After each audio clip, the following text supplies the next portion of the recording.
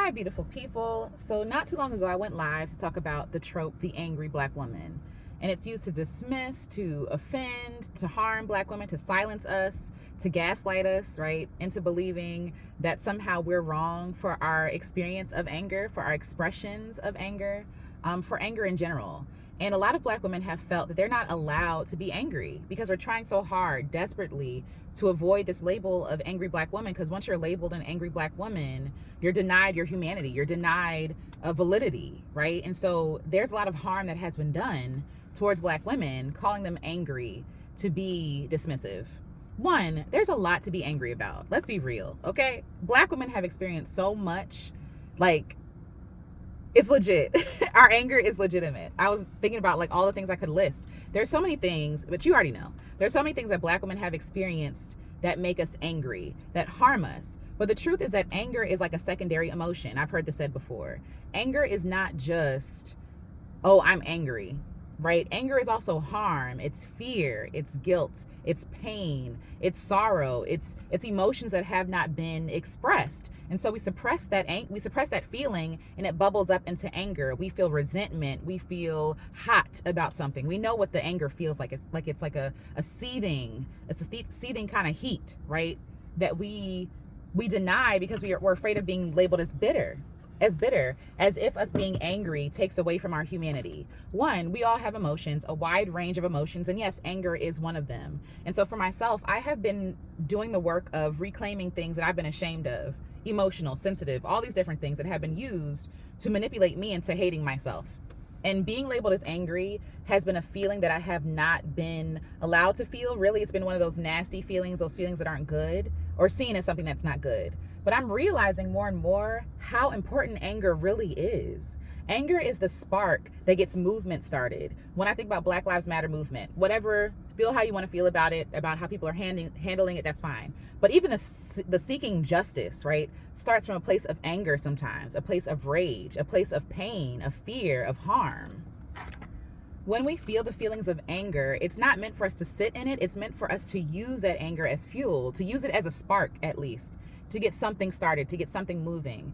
If you feel anger towards something, maybe I need to remove myself from a situation or a place or people, right? If I feel anger towards something, maybe there's something that I can do to make the change I want to see. For example, if it makes me upset that I see people who are hungry on the street every time I go to work, maybe I need to wrestle with that anger and figure out, how can I be a part of change? How can I impact change for these people so these people don't have to experience those things anymore? Another thing I want to say about anger that I said in the video is that anger is not wrong. It is not a bad feeling. It is a legitimate feeling. It's a complicated feeling. It's an uncomfortable feeling, but it's not bad. And I think that people don't know how to use their anger as fuel. People don't know how to deal with anger as well, right? And so we get these explosions. We get these people who are suppressing their pain and their fear and their trauma, and then they explode into anger. And we see that with harm done to other people, like people's anger causing harm to other people. But anger doesn't always have to be harmful. I think that's what we're afraid of. We're afraid of the harm that's been done by other people in their anger, right? But anger doesn't have to be harmful. Anger can be beautiful. Anger can be a beautiful thing. In order to get to the beauty, though, we have to admit that we are angry in the first place, and we have to get to the root of our anger. Where is this coming from? A lot of times my anger might be coming from the fact that I feel disappointed by something or somebody. I feel abandoned by them. What else? They have hurt me, and maybe I've denied myself the ability to feel that pain. Maybe people are making it seem like what they did to me isn't true or isn't that serious, and that makes me angry, right? There's always a root to anger. Anger is not just like existing by itself. And it's also attached to other emotions. I'm angry and hurt and confused and weary, all these different things at the same time. But we have to get to the root of the thing in order to heal in the first place. We're not doing ourselves any favor by saying, I'm not angry, I'm not upset, and we're closing ourselves off from our humanity, from the ability to feel, express that anger, and also deal with the root of that thing so that we can get to the root of it and heal it. But you can't heal it if you're not willing to talk about it and point it out and say that it exists. If we remain afraid of being seen as angry or human, right, then there's so many things at risk. Our health is at risk. The welfare of ourselves is at risk. The welfare of others is at risk. at risk. But if we get together with our rage and our anger and metabolize it into something beneficial, into love, into service, into justice, seeking justice for other people, then anger has done its job. God has given us anger not to sit on it, not to dwell in it, not to cause harm to other people, but to inspire us to take action against what is causing the harm, against what is causing the anger to happen in the first place. Because chances are you're not the only one angry about that thing. A Black woman's anger is sacred. It is beautiful, even if the people outside of her cannot see or recognize the beauty in it. It doesn't deny her of her humanity. It also doesn't take away from that beauty just because they can't see it. The holiness and the sacredness of it all, just because they can't honor it and see it. They just don't have eyes to see. But that doesn't mean that I have to internalize what they think and what they say. Yes, I am angry. I am also a lot of other things, right? But yes, I am angry about a lot of things. And I have to work through my anger to heal myself and to heal the world around me and to make the changes in the world that I want to see by admitting first that I am angry. If I can convince you that angry is not allowed or anger is not allowed, then you're not able to make any changes. If I have you so afraid of owning the fact that you are angry, you will make no changes to the system that I have created. If I have created an evil system where I cause harm and oppress people and deny people their humanity, and I point to you and say, you're not going with the program, you're wrong, and I feel shame and I internalize that shame, right? And I internalize that shame from that system, then I'll be quiet. I'll sit quiet. I'll sit by. I'll be complicit to the harm of other people. And that benefits the system at large that is harming us. But if we all got together with all of our rage, look what we can do. Look what movements have started that we benefit from today, that have started from a place of anger, of sorrow, of knowing something is not just, knowing something is not right. The civil rights movement, for example, right, in all its many forms, in many ways, in a lot of ways touched anger. It touched anger along with scarcity, along with lack. Whatever movement you have, anger is a part of it because there are things that are enraging. It's ridiculous. The things that we're fighting for, it's like, I'm demanding humanity, fair pay, right? Healthcare, the ability to live a life without fear of my life being taken from me. Those are things that should be given to all of humanity. And it makes us angry when we don't experience those things. And that makes sense. Whenever I'm doing work with shame, I ask myself, who does my shame benefit? Who does it benefit for me to be ashamed of how I feel? Oh, butterfly. Oh. But who does it benefit for me to feel shame? Not me. It makes me sick, right? It makes me hateful. It makes me angry and war with myself and war with other people. It makes me, it turns me into a tool of oppression to deny other people their humanity and freedom to be angry. But who does it benefit? The systems, the powers that be, the people that are harming me, the people who don't want to deal with their own stuff, the people who are dead set on being who they are, being harmful as they are. If we can turn that anger into love, into service, into care, again, anger has done its job. The problem happens when we feel anger and we hold on to it. When we hold on to anger, nothing beneficial happens, right? But when we process that thing, when we push it out, when we allow ourselves space to think about it, to marinate on it, to go deep, to figure out what the root is, to link up with other people who feel the same way, then that thing that anger turns into an emotion and turns into something beautiful that benefits all people. So we don't have to be afraid of our anger. Our anger is powerful. It is medicine, right? It is medicinal. It is healing. It is freeing. When we admit to ourselves that we are feeling things, we are able to deal with the issues, but also it frees other people. It frees other people, the liberation work that other people have done and that we have benefited from. It has freed me. I am benefiting from other people's anger and rage, whether it's in their writings or their movements. I'm benefiting from somebody's anger and rage, from someone seeking justice, right? I'm benefiting from that. And who else can benefit from your anger? Starting with yourself. When I say that our anger is medicinal, it is when it is metabolized correctly, when it is used, when it is changed, right? Correctly into love, into care, into service, into action, into inspired action. Anger becomes a poison when we swallow it and sit on it, when it explodes, onto ourselves and other people. That's how anger is used to harm. But anger is also there to help. And it becomes harmful when we swallow that fire And don't use that fire, that fire we feel in our bellies with anger, to light that match, to light that spark, to get the movements going. So it's not good for you to sit in that emotion, because it's not meant just for you. It's not meant for you to just sit and swallow. Yes, feel it, mourn over it, like get to the root of it, and then move. And then move so you don't die, so you don't get sick, so you don't become embittered. That's when anger becomes poison. But anger itself is benign. Anger itself is just an emotion. What we do with it determines whether it's good or bad. The emotion is good. It's good that you feel it because you're human. What you do with it determines whether or not it has been beneficial. It's done its job, or we have done the job, right? If anger is something that we have been gifted, how are we using that gift? Anything that's given can be used for good and for harm, both. So how are we using the gift of anger?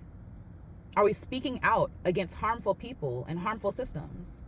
Are we freeing other people? Are we feeding people? Are we clothing people? Are we giving to people? Are we creating space for a friend to vent, to be seen, to be validated and heard? Are we hearing ourselves? Are we creating a safe space? Are we giving tools to people so that they can process their anger in real time? What are we doing with the gift of anger? Anger is a gift. It's a divine gift. It is sacred. And I'm going to read to you what I wrote down in my journal. Like I did on the live, but I want to read this to you, right? Anger is a gift, but we can't live there. It will kill you. The first step is giving your anger room to breathe. They've taught us that we are something to fear, that we, us, our emotions, our being, our humanity is something to fear. It's something to fear. And we start fearing ourselves.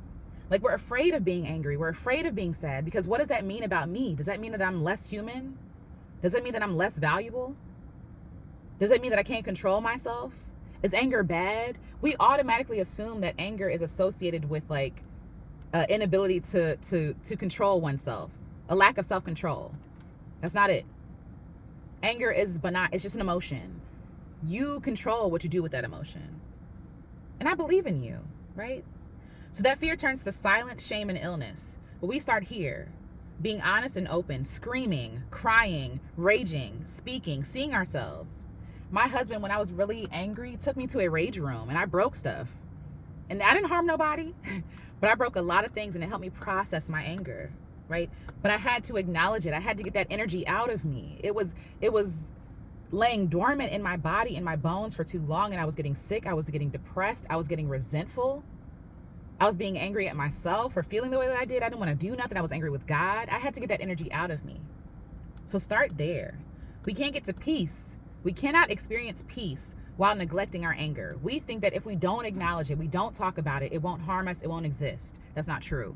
That's not true. The way to peace, the way to kumbaya and reparation and justice and all that stuff is working through that hard middle, that angry middle that's messy and difficult and complicated. Pulling out all the stuff out the closet to make a mess first, to clean afterwards, right? But we got to clean the wound first before it heals. We got to acknowledge it exists before it heals. And if we get to peace without working through our anger, it's false. It's a lie. It's a lie. And it's oppression. It's oppression to deny yourself anger. It's oppression. We become free first by feeling, by being human, by admitting our humanity, by being vulnerable and brave enough to say that that hurt me, to say that that disappointed me, to be brave enough to say that's not right. I don't like that. I don't honor that. We have to be brave first to feel. Through honesty, honest conversations, being honest with ourselves. And we cannot allow them to dehumanize us and use us as a tool for our own oppression, our own illness, the oppression of others. We can no longer be used as tools against ourselves. It's harmful to ourselves.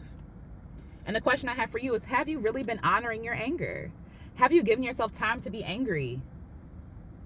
And that's the thing, like, I might be angry about something today, might not thinking about it, processing it, and I'll be angry about it later on, right? It'll come up sometimes. Like, that's healing. It's like this. It's like this, and then this, and it's not straight. It's not like this. It's complicated. And anger is a complicated emotion, and it's still valid. It's still valid. How can you begin if you have not been honoring your anger? Fall apart, scream, like I said, cry, acknowledge the pain, acknowledge the anger, because we know it's there. You know it's there. You being silent about it is doing yourself no favors. is doing yourself no favors. And the way that we make room for peace is by cleaning out our anger, is by making room for it. The foundation of lies and oppression have come undone, right? Have to come undone to make room for us. Oppression has to come undone in our own body to make room for us, the human us, the real us. Because lying about our anger is wrapping ourselves up in bondage. We want to be free. We want to be free. We got to be free enough to feel. We got to be free enough to be human, free enough to be angry. So this is what I want to read over you. As I take a deep breath, this is what I want to read over you. My anger is divine. My anger is holy, sacred. It is a God-given gift to heal, connect, repair. I honor my anger, my rage, and my pain. I make room for all of myself, even the parts of me that I have been taught to be ashamed of, because there is no shame here. In this body, there's no shame here. I am safe, and I am safe with me. I accept that I am angry. I am afraid. I am hurt. Thank you, anger, for caring for me and keeping me safe and helping me to serve others. Thank you for being patient with me. Show me where I am hurt, disappointed, grieved. Show me what it is that I can do in collaboration with you. All we can heal, make right, all we can serve. I give myself permission to be human, to be feeling, because I am a safe space for all of myself, for all of my emotions. Show me what you've been trying to tell me. I'm listening now. And I ask you to listen in, to listen to your anger, to reclaim yourself, your sacredness, your divinity. All of it is sacred. Black women, there's no shame in being angry. There's a lot to be angry about. And you can use your anger for good, for the benefit of all people, including yourself. I love you. I see you, and I'll talk to you in the next video.